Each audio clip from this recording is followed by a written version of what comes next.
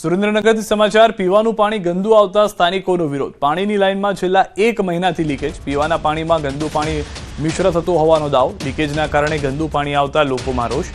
દરરોજ હજારો લીટર પાણીનો થાય છે વેડફાટ। સ્થાનિકોએ તંત્ર સામે નારાજગી દર્શાવી છે।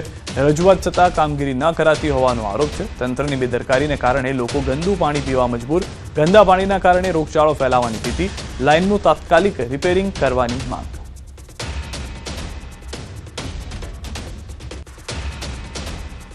एक महीना थी हमारी लाइन तूटी गई है, कोई समी करावा आवतुं नथी। अमे केटली वार गया छीए, कोई आवतुं नथी। पाणी बहुत गंदू आवे छे, पाणीना कई ठेकाणा होता नथी। घणी वार रात्रे पण आपे छे, सांजे पण आपे छे, सवारमां कोई पाणी आपतुं नथी। पाणी બધું ઢોરીને શક્તિ પર શેરી અંદર ઘરે છે ને આ પાણીની વહેલા તકે તમે જેમ બને એમ રિપેરિંગ કામ કરો એટલે માણસો બીજા હાલવા ચાલવામાં માંદા ન પડે। એક ડોસીમાં પડી ગયા લપટીને બચારા, એમને પગ ભાંગી ગયો, દવાખાને અહીં લઈ જવા પડ્યા। એટલે મહેરબાની કરીને આ પેલા ફટાફટ પેલા આ કાર્ય કરો। પેલા બીજી વાત જાઓ તો પાણી બહુ ખરાબ આવે અહીં। અરવલ્લીથી સમાચાર ઇપલોડાના સરપંચ પર 3 સંતાન હોવાના આક્ષેપ। જાગૃત નાગરિકે અરજી કરતા ખળભળાટ। ટીડીઓએ આધાર પુરાવા સાથે નોટિસ ફટકારાઈ। નોટિસ બાદ પણ સરપંચ હાજર ન રહ્યા। કચેરીમાં 45 દિવસની રજાનો રિપોર્ટ રજૂ કર્યો। સરપંચની રજા પૂર્ણ થયા બાદ સુનાવણી હાથ ધરાશે।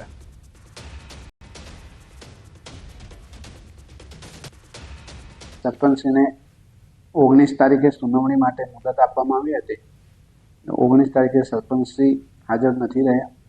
ત્યારબાદ 22 તારીખે પણ સુનાવણી રાખવામાં આવી હતી। 22 તારીખે પણ હાજર નથી રહ્યા।